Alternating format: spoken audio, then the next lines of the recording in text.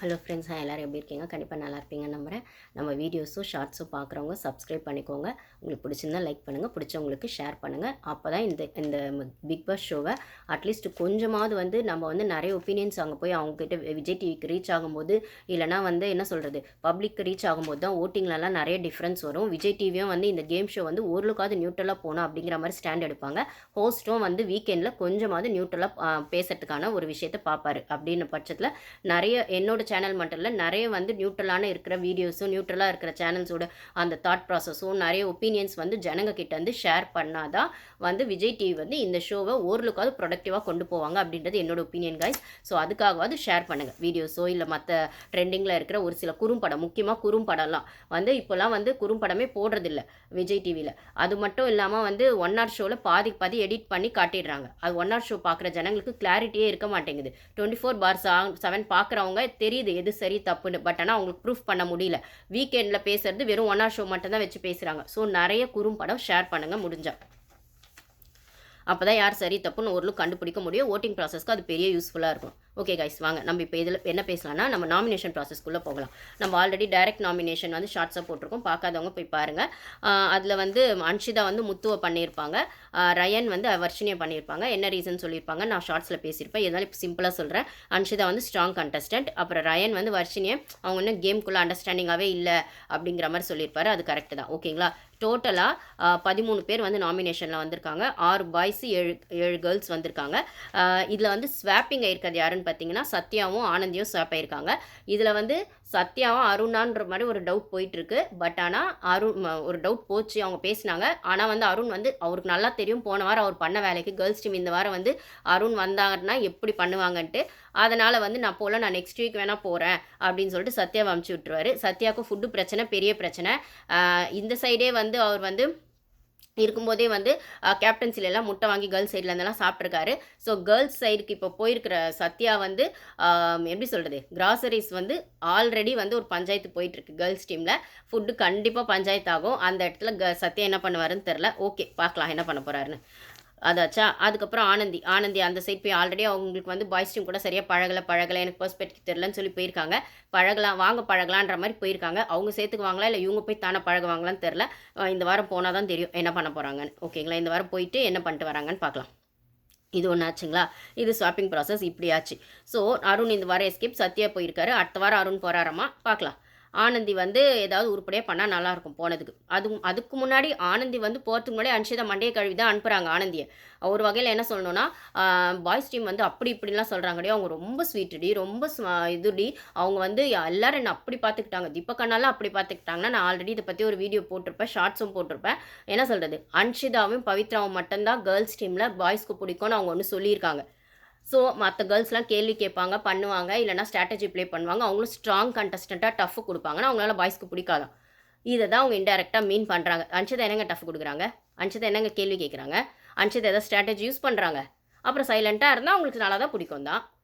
அதை தான் சொல்ல வராங்க. ஓகேங்களா? ஸோ இதை சொல்லி ஆனந்தி அனுப்புகிறாங்க. அதாவது இண்டிவிஜுவல் கேம் ஆடணும், கப்புக்காக விளையாடணும் அப்படின்னு யோசிச்சா கண்டிப்பாக பாய்ஸ்க்கு டஃப் கொடுத்தா தான் அதை பண்ண முடியும். பாய்ஸ் கிட்ட நல்ல பேர் வாங்கினா அதை பண்ண முடியாது. ஓகேங்களா? ஆனால் இதில் இவ்வளோ பேசுகிற அன்ஷிதா முத்துவை டைரக்ட் நாமினேஷனில் போட்டாங்க. அது ஓரளவுக்கு ஓகே தான் அப்படின்னு தோணுது. பேசியிருக்கிற பட்சத்தில் அதையாச்சும் செஞ்சாங்களே அப்படின்னு. ஓகே, இப்போ நம்ம நாமினேஷனுக்குள்ளே போவோம்.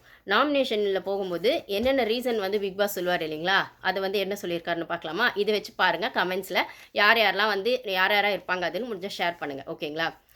நாமினேஷனில் வந்தால் ஒரு கேம், வரலனா ஒரு கேம், என்ன வேணால் செய்யலாம்னு, நாமினேஷனில் வரலனா என்ன வேணால் செய்யலாம்னு ஒரு கேம். இது ஒரு reason. Sachana Soundarya over shadow பண்ணி ஒரு கேம் ஆடுறாங்க. சாச்சனா சௌந்தர்யாவை ஓவர் ஷேடோ பண்ணி ஒரு கேம் ஆடுறாங்க. தேவையில்லாமல் வெளிப்படையாக நேர்படையாக பேசாமல் மற்றவங்க பின்னாடி ஒளிஞ்சிக்கிறாங்க.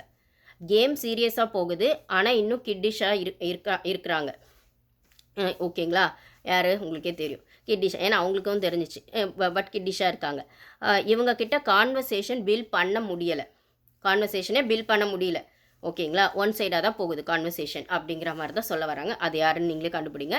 அதுக்கப்புறம் என்டர்டெயின்மெண்ட் அப்படிங்கிற மாஸ்க்குள்ளே ஒளிஞ்சிக்கிறாங்க. அது யார்? ஓகே. அதுக்கப்புறம் ஸ்வீட்டாக இருக்கிற மாதிரி நடிக்கிறாங்க. கேர்ள்ஸ் கிட்ட நல்லா பேசிட்டா நாமினேட் செய்ய மாட்டாங்கன்னு ஓவர் கான்ஃபிடென்ஸாக இருக்காங்க. இதுதான் ரீசன். இதில் யார் யாருன்னு நீங்கள் கண்டுபிடிச்சிங்களோ கமெண்ட்ஸில் ஷேர் பண்ணுங்கள்.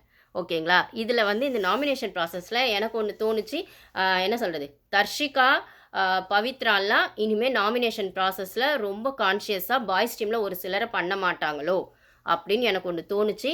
இந்த மாதிரி கேம் போனால் இந்த கேமை பொறுத்த வரைக்கும் நாமினேஷன் எலிமினேஷன் இது மட்டும்தான் இந்த கேமோட சுவாரஸ்யத்தை வந்து அதிகப்படுத்தும்.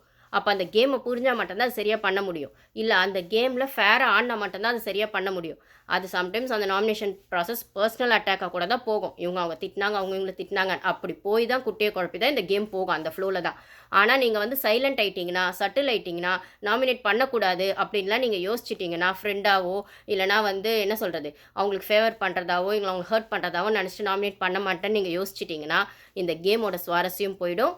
அப்படி அந்த கேம் ஆடுறவங்க அந்த கேமில் சஸ்டெயின் பண்ணுறதும் கஷ்டம். ஸோ தர்ஷிகா அந்த மோடுக்கு போயிட்டாங்களோ அப்படின்னு எனக்கு தோணுது. விஷாலை இதுக்கப்புறம் அவங்க பண்ண மாட்டாங்களோ அப்படின்னு எனக்கு தோணுது. தீபக்கு இந்த வாரம் நாமினேஷனில் வரவே இல்லை. ஏன் வரலன்னு தெரியல. அன்ஷிதா மாதிரி இன்னும் என்ன சொல்கிறது, பாய்ஸ் டீமுக்கு சப்போர்ட் பண்ணிவிட்டு பாய்ஸ் டீம் ரொம்ப நல்லவங்க ஸ்வீட்டு அப்படின்னு வந்து அங்கேருந்து இங்கே வந்து இப்போ ஆனந்தி கிட்ட சொல்ல ஸ்டார்ட் பண்ணியிருக்காங்க. இன்னும் யார் யார்கிட்ட சொல்லுவாங்களோ தெரியாது.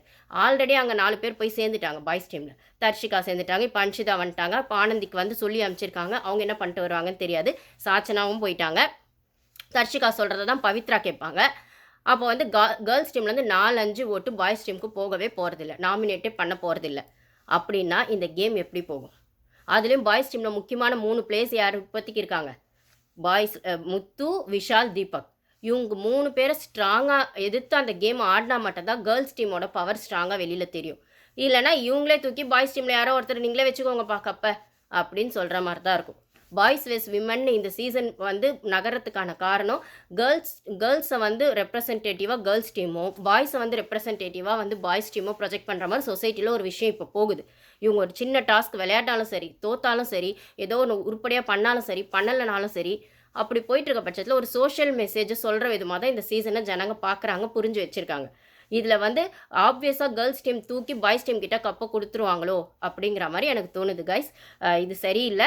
ஸோ இந்த கேமோட என்ன சொல் லவ் கண்டென்ட் பிக் பாஸில் வருஷம் வர்றது இன்ட்ரெஸ்டிங்காக தான் இருக்கும். அதை எதிர்பார்க்குற ஒரு கூட்டம் இருப்பாங்க.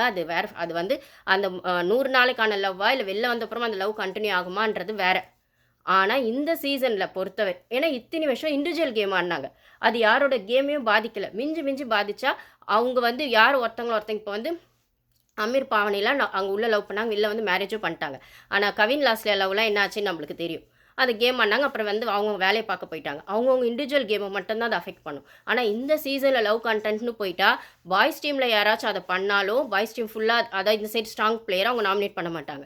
இந்த சைட் கேர்ள்ஸ் டீம்லேருந்து யாராச்சும் விஷால் மாதிரி தர்ஷிகா அந்த மாதிரி போனாங்கன்னா கேர்ள்ஸ் டீம் வந்து பாய்ஸ் டீம் அந்த சைட் நாமினேட் பண்ண மாட்டாங்க. இப்போ விஷால்லாம் வரவே இல்லை. போன வாரம்லாம் பார்த்தீங்கன்னா விஷால் வந்து நாமினேஷனில் வரவே இல்லை.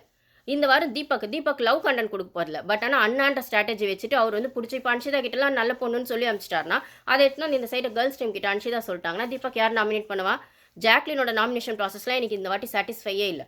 அருணையும் விஷாலையும் பண்ணியிருக்காங்க. ஓகே, அருண் விஷால் நீங்கள் அருண் அடித்தாலும் விஷால் அடித்தாலும் இங்கே அடித்தா அங்கே வலிக்கும், அங்கே அடித்தா இங்கே வலிக்கும் தான். யாரோ ஒருத்தரை நீங்கள் பண்ணிவிட்டு ஒன்று தீபக் போட்டிருக்கலாம். ஏன் நீங்கள் போடல?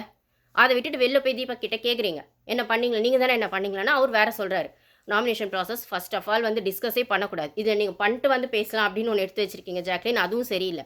அதையும் நீங்களே இப்போ ஸ்ட்ராங்காக இல்லை. நீங்கள் போன வாரம் தேர்ஸ்டேலேருந்து டவுன் ஆகிட்டீங்க.